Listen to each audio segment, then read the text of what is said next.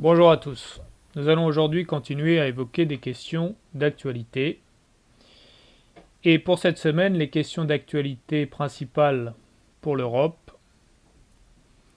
c'est d'abord les menaces que font peser les États-Unis sur les exportations européennes aux États-Unis, notamment en ce qui concerne l'acier.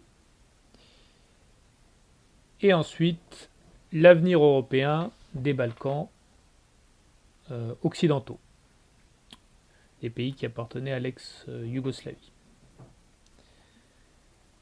Alors tout d'abord en ce qui concerne les menaces que font peser les États-Unis sur les exportations de l'acier européen qui est exporté aux États-Unis. Ça fait partie d'une politique plus générale de l'administration Trump, protectionniste, pour essayer de relocaliser des emplois aux États-Unis et de développer l'industrie américaine, qui n'est pas toujours très compétitive, contre les industries européennes et peut-être un jour chinoises et autres. Il faut rappeler que l'administration de Trump n'est pas la seule administration à pratiquer des mesures protectionnistes. Les États-Unis ont toujours utilisé le protectionnisme quand ça leur était utile. Ils l'ont fait juste après leur indépendance pour construire leur base industrielle. Donc là, ils étaient fortement protectionnistes.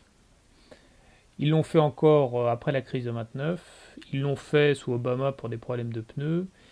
Mais maintenant, ils le font sous Trump de manière peut-être plus accentuée pour les problèmes d'abord d'acier, peut-être ensuite éventuellement de voitures ou d'autres produits manufacturés.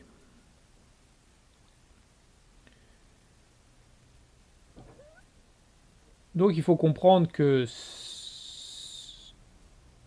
la politique protectionniste des États-Unis, ça fait des États-Unis une puissance à part entière, bien sûr, distincte de l'Europe. C'est-à-dire qu'on ne peut pas confondre les États-Unis et l'Europe. C'est pas parce que l'Europe est dans l'OTAN que les États-Unis ont les mêmes intérêts que l'Europe. Non. Les États-Unis ont des intérêts spécifiques en matière industrielle, en matière d'exportation, et ils les défendent. Donc l'Europe doit répondre par rapport à ces menaces américaines.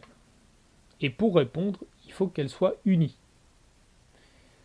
Il n'y a qu'une Europe unie qui peut apporter une réponse commerciale aux défis commerciaux que les Américains tentent de mettre en place. Cette Europe unie, elle a pris un coup sévère avec l'Europe est unie en matière commerciale, parce que c'est le Conseil européen qui décide de la politique commerciale, qui est ensuite validée par le Parlement européen. Mais cette Europe unie, elle a pris un coup à la suite du Brexit. Et c'est pour ça que, en partie, on peut comprendre pourquoi Trump considère que le Brexit est une bonne chose. Évidemment, s'il veut faire une politique davantage protectionniste pour les États-Unis, ça l'arrange si l'Europe est divisée, parce que si l'Europe est divisée, elle ne peut pas mettre en place une réponse appropriée à la politique protectionniste américaine. Donc là encore, on voit bien que si l'Europe veut pouvoir défendre ses intérêts, il faut qu'elle soit unie au plan commercial. Et pour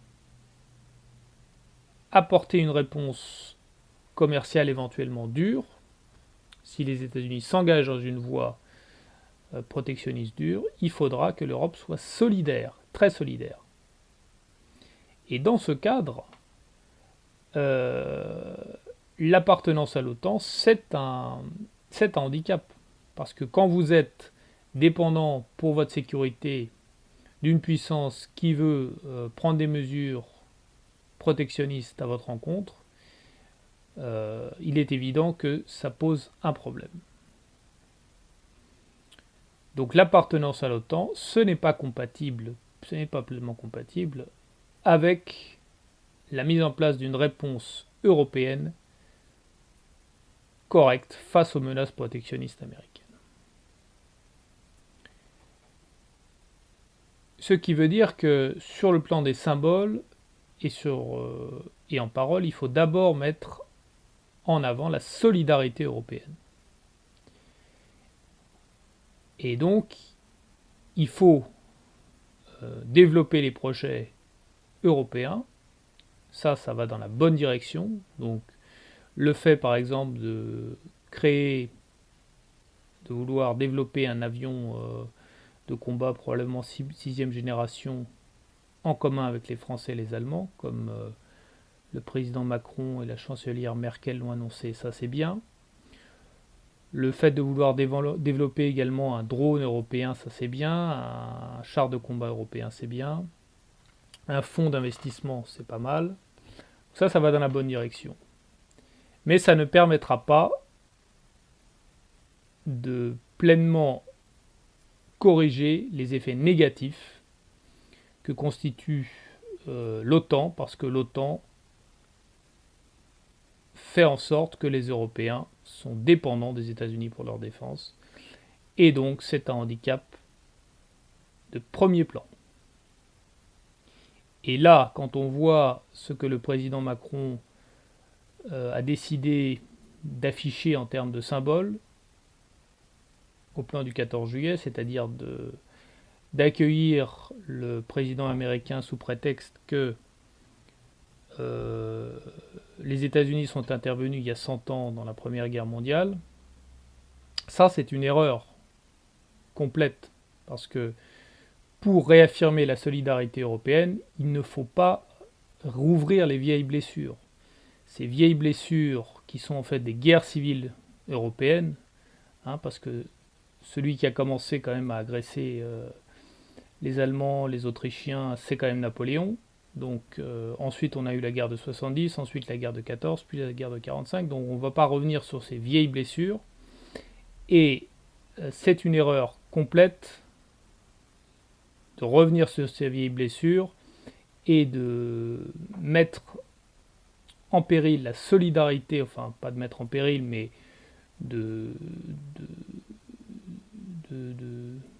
d'ignorer la solidarité qu'on doit à l'Europe en invitant le président américain sous prétexte que les Américains sont intervenus il y a 100 ans dans des conflits de guerre civile en Europe. Donc ça, c'est quelque chose qu'on doit dépasser. Maintenant, il ne faut plus revenir sur les guerres civiles européennes. Il faut qu'on établisse une solidarité entre les Européens pour défendre nos intérêts et pour les défendre, notamment en ce moment à l'égard des États-Unis, qui pratiquent d'une part une politique protectionniste qui peut mettre en danger, mettre en péril les intérêts américains, qui pratiquent une politique qui consiste à vouloir diviser l'Europe parce que les États-Unis ont fait l'éloge du Brexit, qui consiste à diviser l'Europe via l'OTAN et notamment en refusant toute constitution d'un pilier européen au sein de l'OTAN qui serait autonome avec son propre commandement, son propre entraînement, ses propres doctrines, son propre matériel. Voilà. Voilà ce qu'on pouvait dire sur le premier point d'actualité lié au comportement protectionniste et qui va à l'encontre des Américains en ce moment et qui va à l'encontre des intérêts européens. Le deuxième sujet, c'est donc la question de l'adhésion à l'Union européenne des Balkans occidentaux, c'est-à-dire des pays de l'ex-Yougoslavie.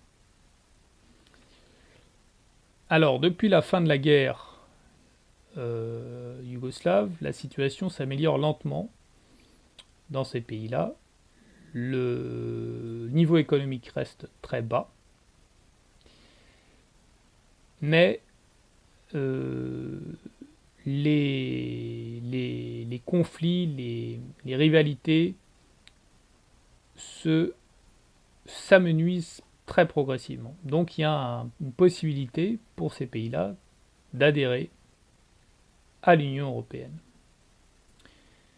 Parce que ces pays, ce sont des pays européens, même si les Serbes sont orthodoxes, si les Bosniaques sont musulmans, il n'en reste pas moins qu'ils appartiennent à un espace plus vaste qui est culturellement européen, culturellement parce que ils ont été influencés par l'Empire romain, par ensuite le Saint-Empire romain germanique, par le catholicisme, parce qu'ils sont proches quand même des grandes zones catholiques et protestantes.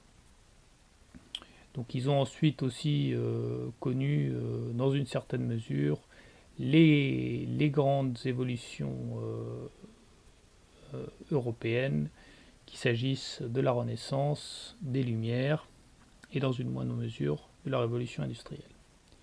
Donc ce sont des pays pleinement européens, et à ce titre, il est normal qu'ils puissent rejoindre l'Union européenne. Alors, beaucoup disent que ces pays sont économiquement trop en retard, et qu'il est donc mauvais qu'ils puissent rejoindre l'Union européenne parce que ça va coûter cher à l'Union européenne. Alors là, il faut quand même dire que quand des pays appartiennent à l'Europe, il est normal qu'ils puissent rejoindre l'Europe, et c'est normal que l'Europe soit solidaire à leur égard. D'autant plus que quand l'Europe est solidaire, investit, monte progressivement le niveau de ces pays par le haut, par des réformes, par des investissements, ça bénéficie ensuite à toute l'économie européenne. D'abord l'économie autrichienne, hongroise, italienne, allemande, et par effet de ricochet à tout le système économique, à toute l'économie, à tout le système économique européen. Et ensuite, il faut aussi rappeler que si on ne le faisait pas, on laisserait ces pays à l'abandon et ils deviendraient une proie géopolitique, soit pour les Russes, soit éventuellement pour la Turquie. Donc ce n'est pas l'intérêt de l'Europe de permettre à des puissances extra-européennes de mettre un pied en Europe avec des intentions qui pourraient après mener à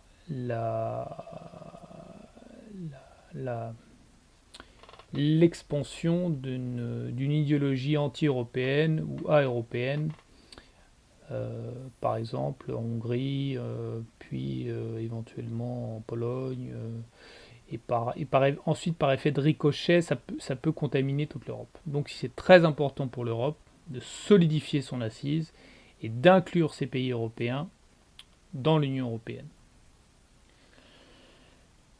Voilà ce qu'on pouvait dire sur le deuxième sujet de cette semaine, qui concernait donc l'adhésion éventuelle et proche dans le futur des Balkans occidentaux à l'Union européenne. Sur ces deux sujets, sur le problème du protectionnisme comme sur le problème des Balkans occidentaux, il faut aussi rappeler qu'une vraie solution à long terme suppose que l'Europe se dote d'un État, parce que c'est seulement avec un État européen fédéral que l'Europe aura tous les moyens pour répondre aux menaces protectionnistes américaines, notamment parce qu'elle pourra alors bâtir une défense européenne indépendante. Et quand vous avez une défense européenne indépendante, vous êtes en mesure de ne plus dépendre de l'OTAN pour votre sécurité et donc de pouvoir répondre pleinement à des menaces protectionnistes et donc de les dissuader de manière plus efficace. Et c'est aussi seulement si vous avez un État fédéral européen que vous êtes capable d'investir et de réformer, de gérer correctement une partie du territoire, évidemment en coordination avec l'État local, mais là vous avez un vrai outil efficace pour agir, beaucoup plus efficace qu'une simple Union européenne qui dispose d'un budget très limité. Merci de votre attention.